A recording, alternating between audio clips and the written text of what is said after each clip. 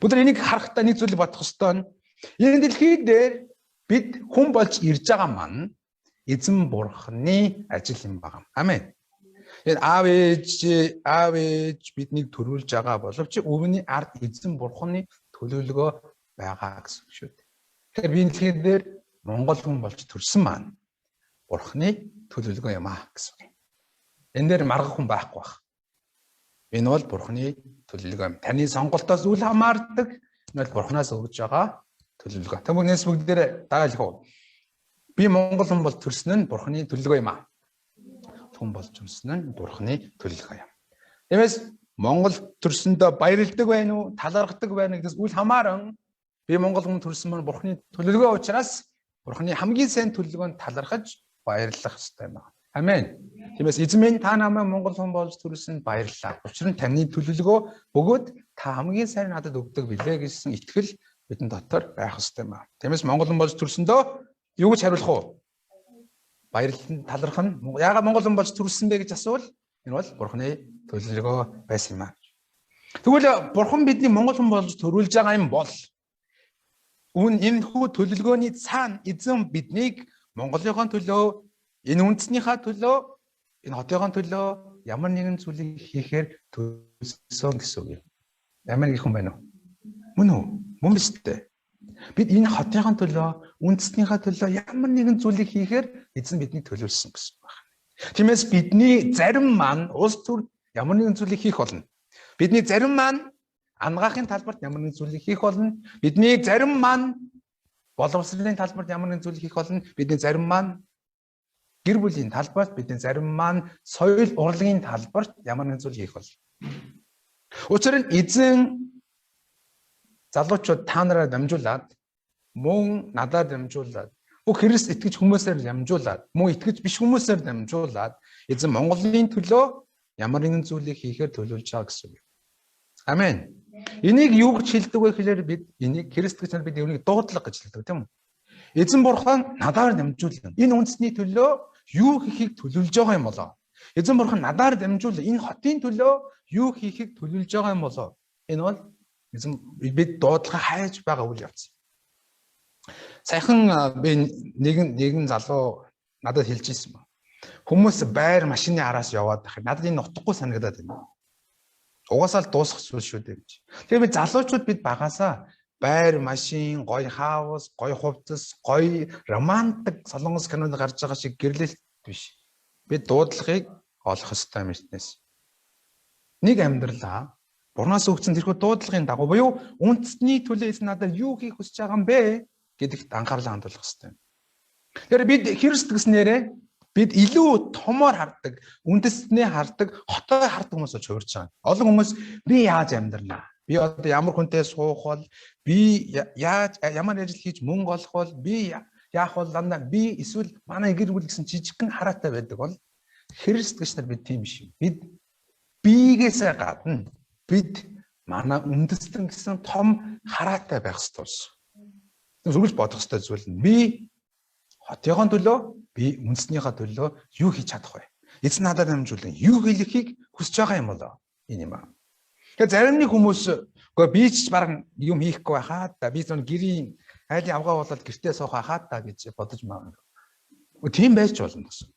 Учир нь 2 хүүхд төрүүлээд эсвэл 4 хүүхд төрүүлээд хүүхдүүдээ их орондоо хэрэгтэй хүн болон эзэн бурхны хүн болгон хүмүүжүүлж байгаа нь өөрөө их орныхон төлөө хийж байгаа маш том мөрөнгө оруулалт юм. Амен.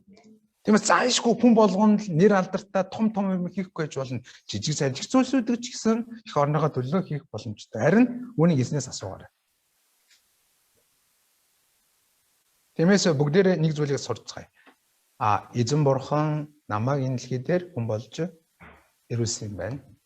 Би Монгол хүн болсон бурханы төлөвлөгөө юм байна. Би Монгол улсын төлөө, үндэснийхэн төлөө ямар нэгэн зүйлийг хийх юм байна.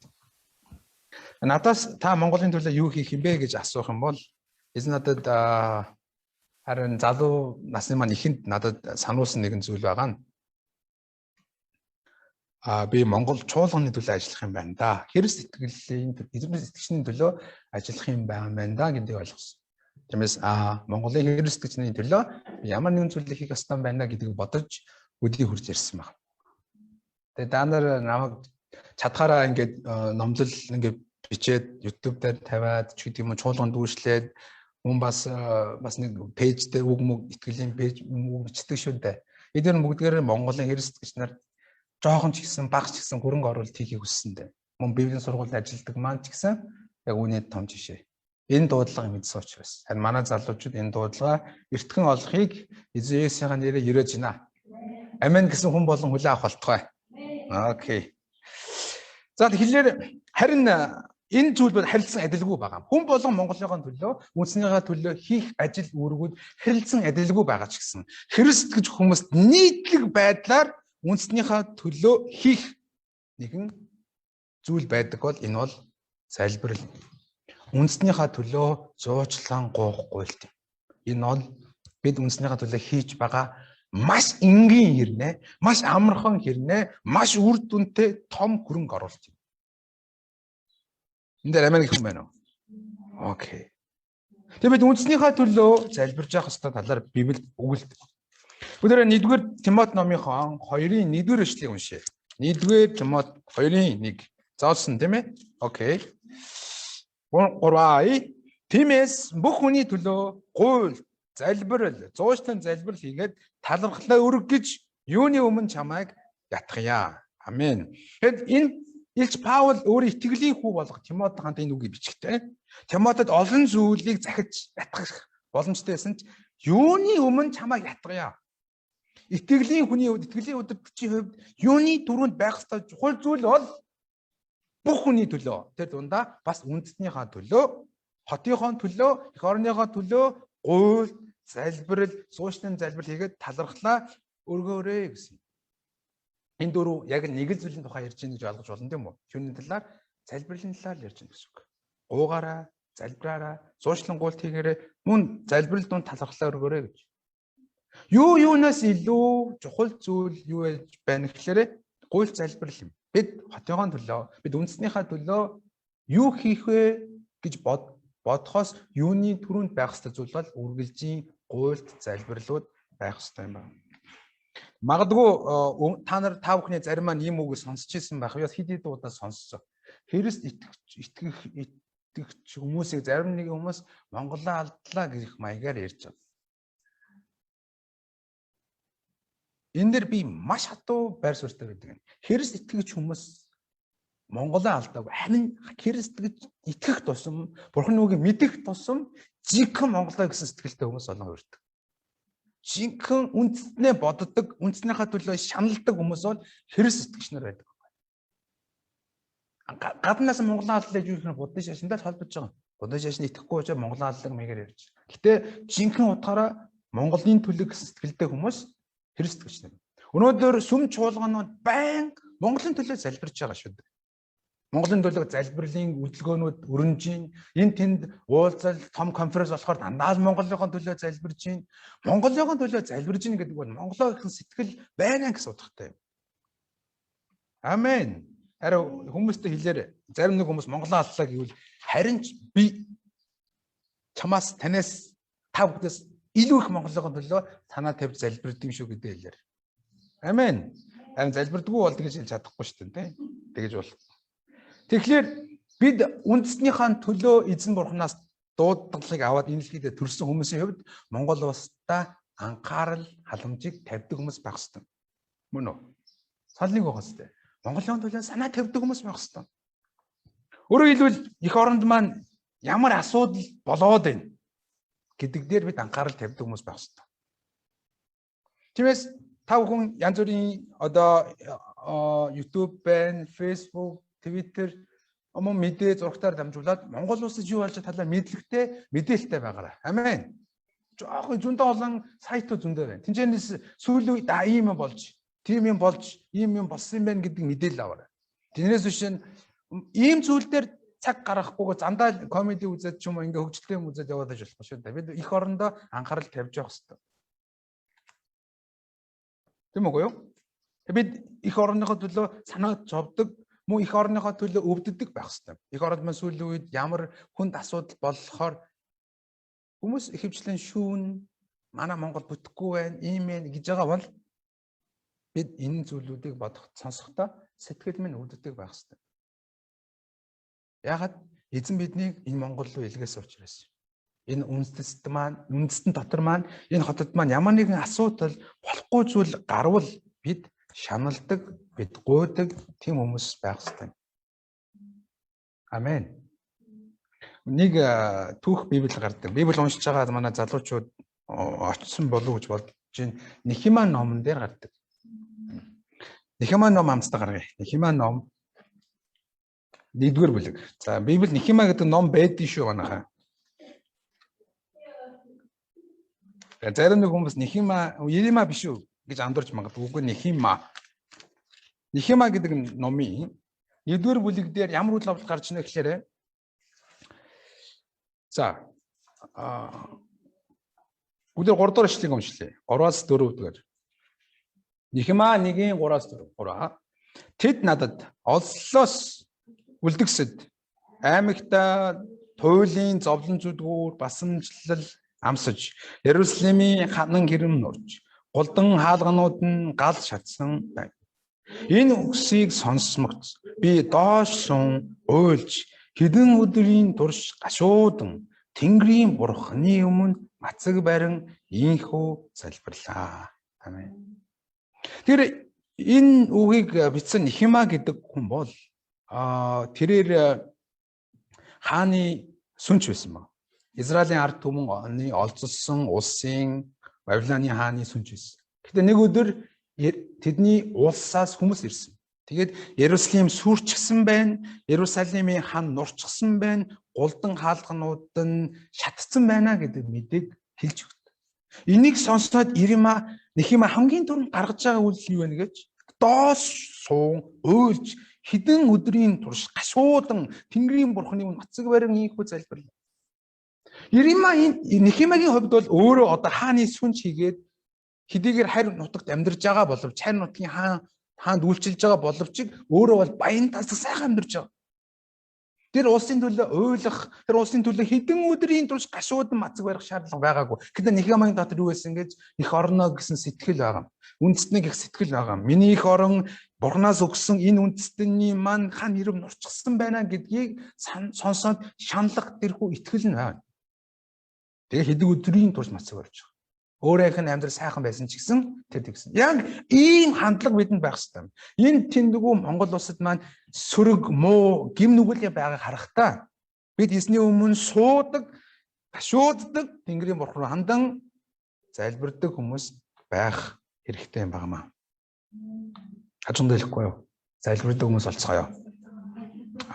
Амен. Тэгээ хамгийн энгийн жишээ шүү дээ. Хамгийн энгийн жишээ. Манай аймгийн засаг дарга ямар нэгэн буруу шийдвэр гаргалаа. Очоод бид хаалгануудад тийм ийм хэлж чадахгүй байж болох юм. Гэхдээ бид юу хийж чадна гэж бид залбирч чадна. Харин Нехемия ингэж залбирсан юм. Ингэж залбирч эзэн хандан хэлж гуйсныхаа дараа тэрээр хаанаас зөвшөөрлийг аваад Иерусалим руугаа явдаг. Иерусалимд очиж ханыг тэрээр барьсан байгаа. Энэ талаар бүгд хамтдаа харцгаая. 5 дугаар эшлэгийг уншъя. 4 дугаар эшлээс нь уншлаа. Хойшоо нэрвэлээ 2-ын 4-өөс 3. Тэгэхэд хаа надад чи юу гомоор байна вэ гэв. Тиймээс би Тэнгэрийн бурхан эзэн залбирлаа. Би хаанд хэрв хаан таашааж мөн таны зарц тааллыг минь олсон бол эцэг өгдөө минь тавьсан хотыг дахин босгохын тулд Йордан намайг илгээнүү гэлээ. Амен. Тэр олон өдөр гуй залбирх үед хааныхаа өмнө очих боломжтой, хаанд үг хэлэх боломж гарсан. Хаан түүнээс чи юу гуймаар нэгсэн тэрээр юу хариулт нь байсан? Би Иерусалим руу яваад хаан Иеремиг барьмаар байна гэж. Тэгээд яваад Иерусалимхаа хаан Иеремиг барьсан. Түүний эхлэл нь юу байсан гэж залбирал байсан. Тэр үндэснийхаа төлөө, хотынхоо төлөө тэр залбирсан. Залуучууд минь бид залбирх юм бол бурхан сонсоод хариулах бол. Амен. Тийм биш гэж юу? Нехемия ингэж залбирсан байна. Авраам, Библиэр байгаа Авраам Содом Гоморыг эзэн шийдэх гэж явах залбирдаг тийм үү? Тэгээд эзэн бурхан минь та яагаад Содом Гоморыг шийдэх гээд байгаа юм бэ? Тэнд амар гим нүгэл байна. Гэхдээ тэр 50 зөв хүн байвал та устгахгүй. Устгахгүй. Өө тэр нь 40 байвал, тэр нь 30 байвал, тэр нь 20 байвал, тэр нь 10 байвал устгахгүй гэж хэлдэг. Бүхэл бүтэн хотын төлөө ганц хүн залбирахад эзэн тэр хүний залбирлыг сонсож байгаа. Гэтэ харамсалтай нь 10 зөвхөн байгааг учраас Содом Гоморо сүрдэг шүү. Гэтэл түүний залбирлыг эзэн сонссон гэсэн. Нэг бурхны хүний залбирал нэг хотыг аврах хэмжээнд хүрч байгаа гэдгийг ойлгох хэрэгтэй.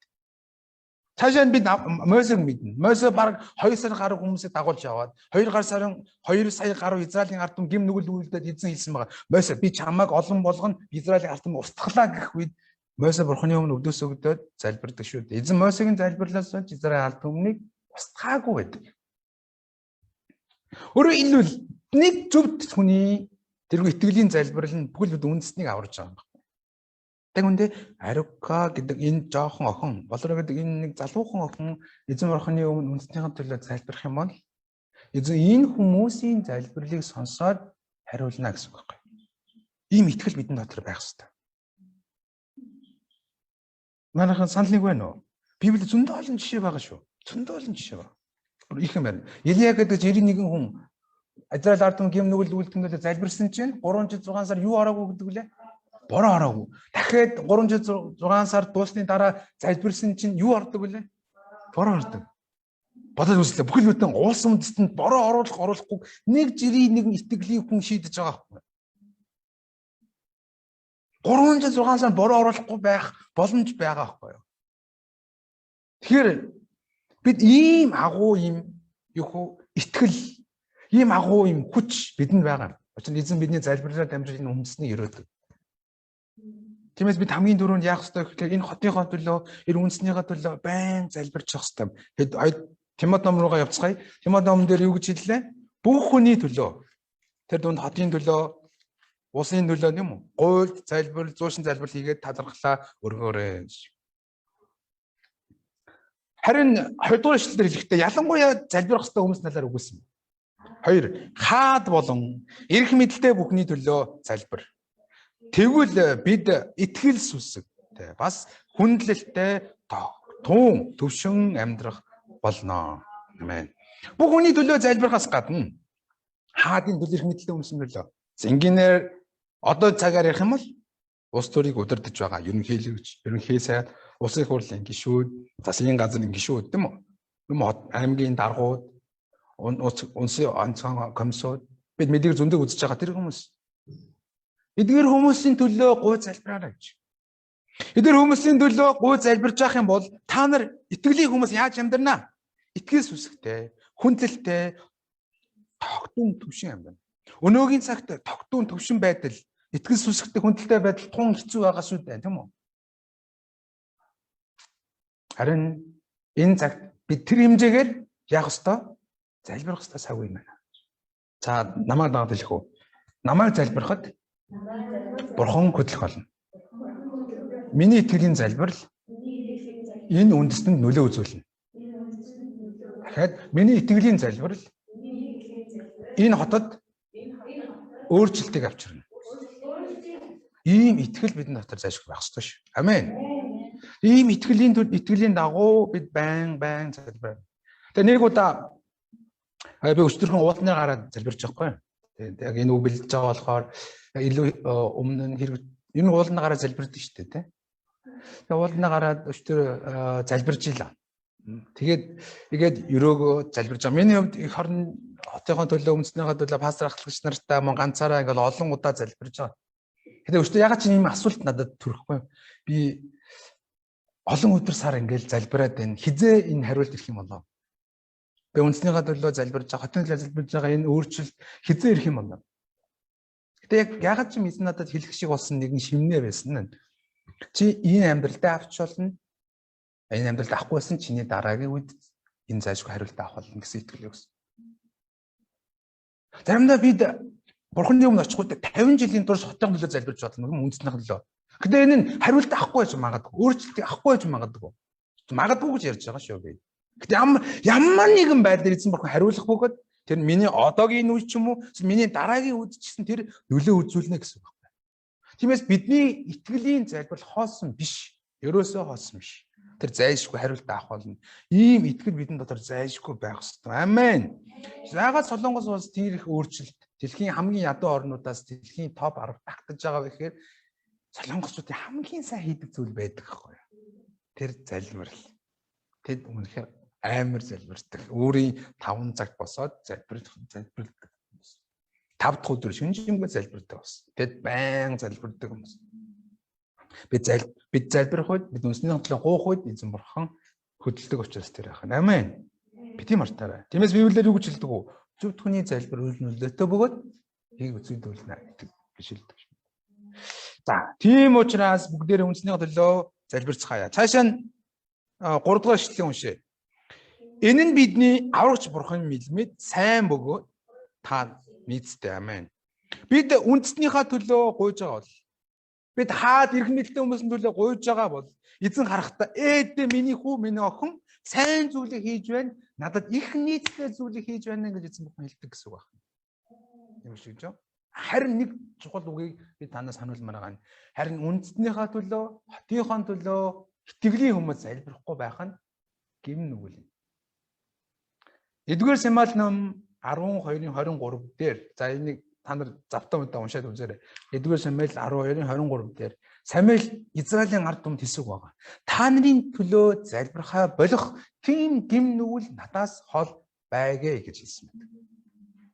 Израилийн ард түмний төлөө гоохгүй байх нь Самуэль гим нүгэл гэж үзсэн. Итгэлийн хүмүүс, бурхны хүү охин болсон хүмүүс хотынхоо төлөө, үндэснийхээ төлөө, энэ улсынхаа төлөө залбирахгүй байх нь энэ нь гим нүгэл гэсэн байна. Дагаад хэлэх үү? Би залбирахгүй байх нь гим нүгэл. Тиймээс би залбирх болно. Амен. Мэс би байн үндэснийхээ төлөө, хотынхоо төлөө залбирцгаая гэж уриална. Залбирцгаая. Тэгэхээр яаж залбирх вэ? Хаан залбирх вэ гэж. Харин бид энэхүү залбирлыг эзэн бурхаас тасралтгүй залбирлаж. Тэгмээ бид залбирлыг хаан ч хамаагүй хийж болно. Би тань уриалмаар байгаа нь хотынхоо төлөө, үндэснийхээ төлөө залбирх хамгийн гоё залбирлын газар бол уул байдаг. Уулан дээр гаж залбирж үзээрэй гэж уриалмаар. Сардаа нэг удаа, 3 сардаа нэг удаа, хамаагүй нэг удаа шин дарах хуурын дарахаар орж явахдаа шин дарах хуурын дарахны голд байдаг антинтай уул хамгийн гоё нөхгүй уул. Хоёр талыг аль аль бүгднийг харах боломжтой. Тэгээ уулан дээр гараад үндэснийхээ төлөө, хотынхоо төлөө залбирж байна. Энэ бол хамгийн гоё харагдав. Яг л бүх юм жижиг харагдаж, бүх юм яг нүдэнд багтдаг байхгүй юу? Тиймээс Мойсе Израиль ард түмний төлөө хаан залбирдаг юм. Уулан дээр гараад залбирдаг. Гараа өргөө залбирхад юу бий болж исэн? Ялалт бий болж исэн. Энэ шиг уулан дээр гараад залбирх нь том чухал. Дараа нь явсан газар бүртээ. Одоо амралт зугаалга бол магадгүй голын ирэг гарч магадгүй, өөр аймаг руу явж магадгүй, зарим өөр аймагт явж иж магадгүй. Гэтэ тэр байгаа газрын төлөө бид залбирч байгаа юм бол явсан газар бүртээ залбирч байгаа. Гой байгалыг харахтаа тэнд байгаа хотын төлөө, тэнд байгаа тосгоны төлөө залбирч байгаа. Явсан газар бүртээ тухайн газрын төлөө залбираа. Ялангуяа алхмын залбирал гэж хэлдэг. Алхангаа эзэн нут ерөөжихэн төлөө залбирах хэвэл мөн автобусын суугатаа залбирж байгаа. Автобусын сууганд маш олон хүн байгаа шүү. Тэр хүмүүсийн төлөө. Мөн зурж өнгөрөж байгаа хүмүүсийн төлөө залбирж байгаа. Яг би ганцаараа явдаг нь надад алхахтан их байдаг учраас энийг илүү хэрэгжүүлэх боломжтой байдаг ах. Ингээ явж байгаад хүмүүс өөдөөс явна тийм үү? Ингээ эхэндээ энэ ийм хувцастай, тэр тийм хувцастай хүн байна гэж байн боддог байсан. Сүүлдээ таяа тэгж бодно л доо. Ерөөсөн бодохгүй юм биш. Гэтэл тэр хүний төлөө залбирж байгаа өөдөөс. Тэгээ энийг дарахад энэ хүнийг та таныг ойлгох хүсэлж аварч ийм их маягаар зүгээр 10 секунд зурж өнгөрч байгаа хүмүүсийн төлөө бас залбирдаг болоор. Амен. Мөн хүнд хэцүү мэдээ сонсох үедээ мөн бас. Мөн талархмаар мэдээ сонсох үедээ эзэн төлөө хандан үнснэлөө залбирж байгаа. Энд мэдээ үзэхдээ тэр хүн тэгж энэ хүн энд гэж ингэн гэж тэгэх юм бол мөн бас хүнд хэцүү хүмүүсийг харахтаа бас залбирж байгаа. Гудамд хүн хэвтсэн байлаа гэж бодъё. Арх уугаад явж байгаа. Зарим нэг дээр бид нэг зураг харсан л та. Аав нь ингээд тасраад унтсан. Хүүхэд нь жоохон хүүхэд хажууд нэг налаад хитэж байгаа зураг. Үнэхээр өвдөлтөй харагдаж байгаа. Гэтэ ийм зүйлсүүдийг харахтаа ийм гэр бүл олон байгаа учраас тусалж өгөөч. Иймэрхүү залбирал бидний амнаас зайлшгүй гарч явах хэрэгтэй. Тэгээ эмнэлэгт хөвтсөн олон хэрэгч хүмүүс хэлдэг. Эмнэлэгт хөвтөхээр яасан олон өвчтөй хүмүүс байд юм бэ гэж. Эмнэлэгт хөвтөг удцсан болохоор сайн мэдэхгүй байгаа. Зарим маань залуучууд өнөө зарим мэдж байгаа. Эмнэлэгт хөвтөд олон өвчтөй хүмүүсийг харж байгаа. Тэр хүмүүсийн төлөө бас залбирж байгаа. гэж хэлмээр байна. Та бид залбирх юм бол эзэн бурхан гайхамшигт өөрчлөлт хийн шүү дээ, тийм үү? Тэгээ төгсгөлд нь тэгвэл ямар агуулгаар залбирх юм бэ? Ямар агуулгаар залбирх вэ? Юуны түрүүнд хамгийн түрүүнд залбирх ёстой зүйл гимшил гэдэг юм аа.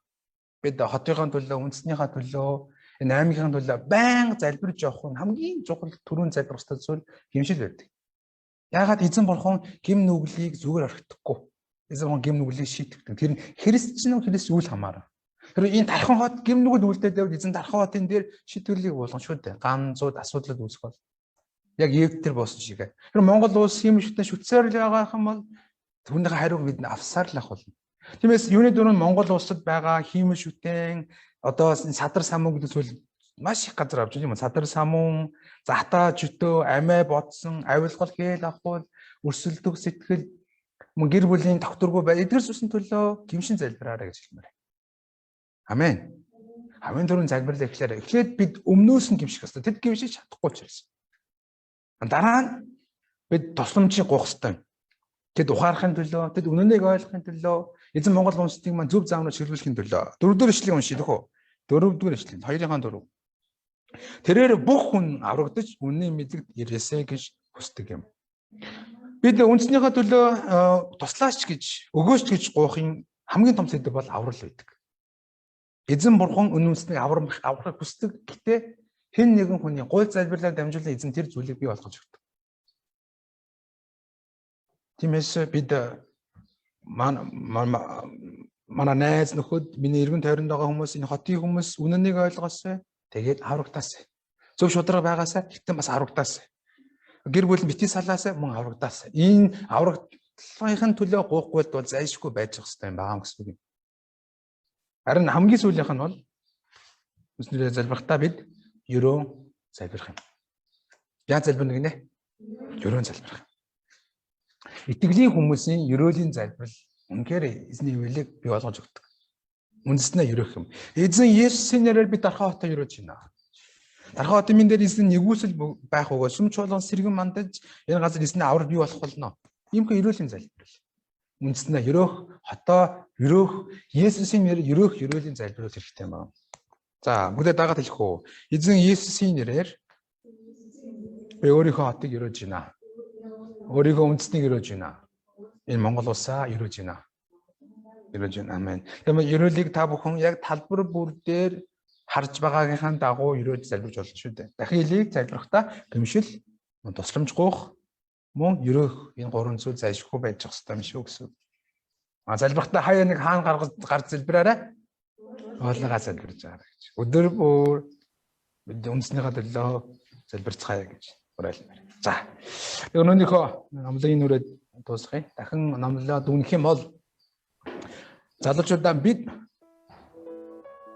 Монгол хүмүүс төрсөн маань наатам тэмдэглэдэг энэ дээл өмсдөг ард түмэн болж төрсөн маань Бурханы төлөвлөгөө юм шүү. Бурхан надаар дамжуулан бидэрээ дамжуулын үндэсний төлөө ямар нэгэн зүйлийг хийхээр төлөвлөж байгаа. Эхнээ Христ итгэдэг утгаараа бидний хамгийн тогтмол байнгын ёстой зүйл бол энэ хотныхоо төлөө, үндэснийхээ төлөө, Монголын төлөө гуйх бидний гуйлт. Бид гуйвал бид залбирх юм бол эзэн бурхан ажиллах бол эзэн ер бусын ажлыг зайлшгүй хийх болно шүү. Тиймээс өнөөдөр энэ номлыг зүгээр нэгэн номлол сонсоод өнгөрөх гоё үг байна гэдээ өнгөрөх биш, хэрэгжүүлээ. Байнга үндэснийхээ төлөө залбираа. Бид үндэснийхээ төлөө залбирахгүй байхад гим нүгэл юм аа гэж тийм байна. Бид судлана, сонсно, бид анхаарал тавина, бид бас залбирах болно. Окей.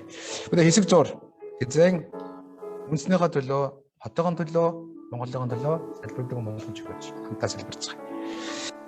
Халелуя эзэн минь.